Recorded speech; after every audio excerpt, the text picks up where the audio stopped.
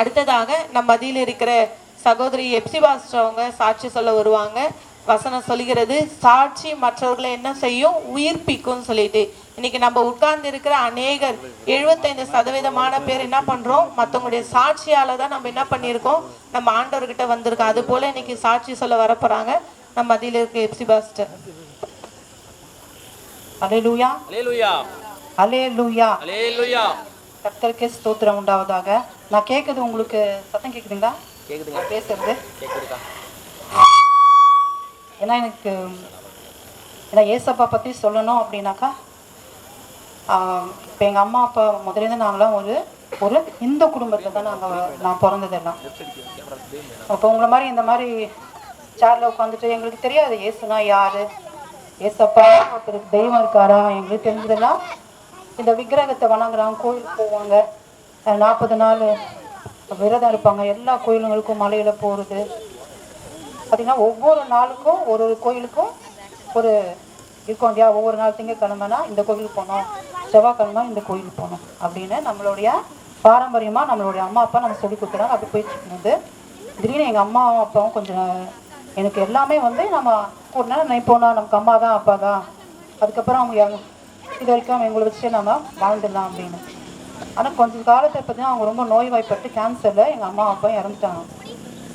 அப்போ நான் என்ன பண்ணேன், என்ன இந்த மாதிரி அம்மா அப்பாவும் இறந்துட்டாங்கன்னா நமக்கு யார் இருக்கா, நமக்கு அண்ணனுங்க அக்கா இருக்கலாம், அவங்களுக்கும் கல்யாணம் ஆச்சு போனதுக்கப்புறம் அதுக்கப்புறம் நான் யோசிக்க ஆரம்பித்தேன். இதுக்கப்புறம் நமக்கு தெய்வம் அதுக்கு அம்மாவுக்கும் அப்பாவுக்கும் அதுக்கப்புறம் ஒரு தெய்வம் இருக்கா. ஏன்னா எனக்கு பார்த்தீங்கன்னா எல்லா இந்து கோயிலுக்கும் எல்லா இந்து மதத்துக்கும் நான் போயிருக்கேன். ஆனால் எனக்கு சமாதானம் கிடைக்கல. எங்கள் அம்மா அப்பா இறந்ததுனால எனக்கு ஒரு சமாதானம் கிடைக்கல. அப்போ நான் என்ன ஆச்சு ஆண்டவரே எனக்கு அப்படியே சொல்ல தெரியாது, இப்படி எனக்கு ஒரு தெய்வம் இருக்கா அப்படிதான் நான் மனசை கேட்பேன். இந்த மாதிரி எத்தனையோ கடவுளை போய் வணங்கணுமே, மலையில் போய் ஏறணும், இவ்வளோ விரதங்களாக இருந்தோம், கடவுளுக்காக என்னென்னமோ நேர்ந்துக்கிட்டோமே, ஆனால் நமக்கு சமாதானமே இல்லையே. நமக்கு அப்பா அம்மா பிறகு நமக்கு ஒரு பாதுகாப்பான ஒரு வாழ்க்கை என்ன இருக்குது அப்படின்னா நான் யோசிச்சுக்கும் போது தான் எனக்கு என்னோட நிலைமை பார்த்திங்கன்னா ஒரு சாகரத்துக்கு நிலைமை வந்துட்டேன். ஏன்னா அந்த மாதிரி சூழ்நிலை இருந்துச்சு. ஏன்னா பார்த்தீங்கன்னா அவ்வளோ பெரிய குடும்பம், எங்களோட உறவினர்கள்லாம் பார்த்தீங்கன்னா எங்கள் அம்மா அப்பா இருக்கும்போது அவ்வளோ பேர் எங்கள் வீட்டுக்கு வருவாங்க போவாங்க எல்லாம் செய்வாங்க. அப்போ அவங்க எங்கள் உறவினர்களும் எங்கள் அம்மா அப்பா இருந்தாலும் வரல போகல பேசலை. அப்படிப்பட்ட நிலைமையில தான் நான் என்ன பண்ணேன், இந்த மாதிரி ஒரு இடத்துக்கு போகும்போது அப்போது ஒரு இந்த மாதிரி எங்களுக்கு தெரிஞ்ச ஒரு பாஸ்டருடைய ஒரு அம்மா இந்த மாதிரி நாங்கள் பீச்சில் எங்களை வழியை பார்த்தாங்க. அப்போ கேட்டாங்க, நீங்கள் எங்கேம்மா இருக்கீங்க எல்லாம் விசாரிக்கும் போது தான் அந்த மாதிரி. அப்போ நான் அழுது சொல்ல, இந்த மாதிரிலாம் நிலைமை இருக்குங்க எங்களுக்கு, என் நிலைமை என்ன பண்ணுறது தெரியலன்னு சொல்லி நீங்கள் வாங்கம்மா அப்படின்னு அவங்களோட சர்ச்சுக்கு கூட்டிகிட்டு போய் எனக்கு ஆறுதல் படுத்தி சமாதானம் பண்ணி அவங்க பைபிள்லாம் எங்களுக்கு கொடுத்து ஒவ்வொரு நாளும் எனக்காக ஜெபம்லாம் பண்ணாங்க. ஏன் இப்படி சொல்ல வரேன் அப்படின்னும் போது, அப்போ இப்போ அந்த நிறைவு எனக்கு பார்க்கும்போது நிறைய பேருக்கு நம்ம யாரெல்லாம் இந்த மாதிரி நிறைய கோயிலுங்களுக்கெல்லாம் போவாங்க இல்லைங்களா, அவங்கள பார்க்கும் போதுலாம் நான் சொல்லுவேன், அவங்க ஏற்றுக்கிறாங்களோ ஏற்றுக்கலையோ இல்லையா. அப்போ நான் என்ன பண்ணேன், அவங்க போகும்போதுலாம் இந்த மாதிரி அவங்களுக்கு என்னால் முடிஞ்ச அளவுக்கு இப்போ நான் ஆண்டு ஏசப்பா பற்றி தெரிஞ்சது எனக்கு. நான் சொல்கிறது ஒரு 15 வருஷத்துக்கு முன்னாடி. அப்போ தெரிஞ்சதுக்கப்புறம் அவங்க என்ன பண்ணாங்கன்னா, எனக்கு கொஞ்ச நாள் எனக்கு இயேசு யார், அவர் உங்களுக்கு எப்படிப்பட்டவராக உதவி செய்வார் இப்படின்னு எல்லாத்தையும் முதல்ல உதவி செஞ்சாங்க. நீங்கள் சொல்லாமல் உடனே நம்ம இயேசுலாம் தெரியாது இல்லைங்களா. முதல்ல எனக்கு என்ன பண்ணாங்கன்னா உதவி செஞ்சாங்க. நிறைய உதவிலாம் செஞ்சதுக்கப்புறம் தான் எங்களுக்கு ஆண்டவர் பற்றி நீங்கள் ஞானஸ்தானம் எடுத்துக்கோங்க.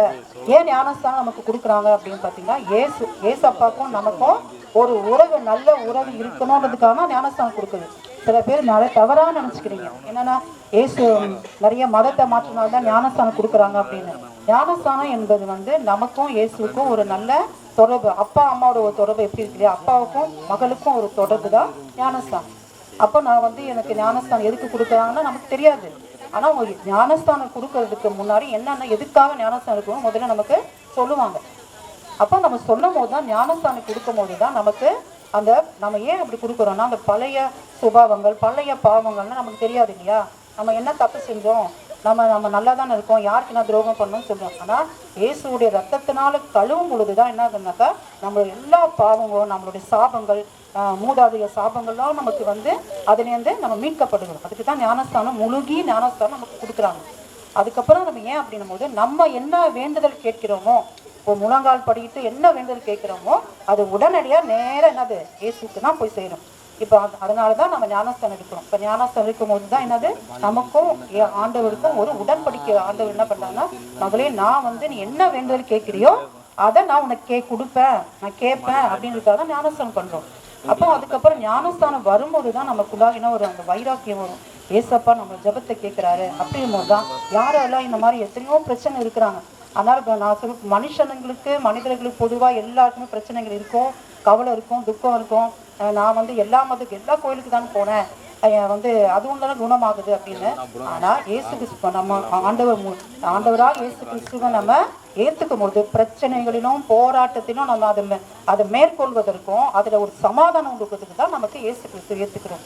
அது மட்டும் இல்லாமல் இயேசு கிறிஸ்துவை எதுக்காக நம்ம வந்து ஏன் ஏற்றுக்கிறோம், அவரையே நம்ம வந்து முழு மனதாக ஏற்றுக்கிறோம் அப்படின்னாக்கா, நம்ம அநேகருக்கு எத்தனையோ கஷ்டங்கள் இருப்பாங்க இல்லையா, அவங்களுக்கு வந்து நம்ம இயேசு பற்றி சொல்லும் பொழுது அப்போ அவங்க முழுதுமாக கொஞ்சம் நாட்கள் ஆக ஆக என்ன ஆகுனாக்கா அவங்களே நம்ம ஐயோ முதலே சொல்லிக்க கூடாதா, நீங்கள் ஒரு 5 வருஷத்துக்கு முன்னாடி சொல்லிக்க கூடாதா.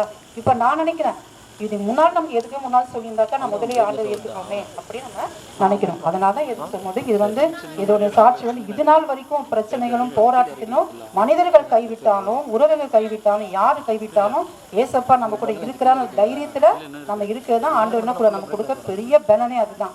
சரிங்களா, அதான் எனக்கு இதுதான் நம்ம சாட்சி கத்து.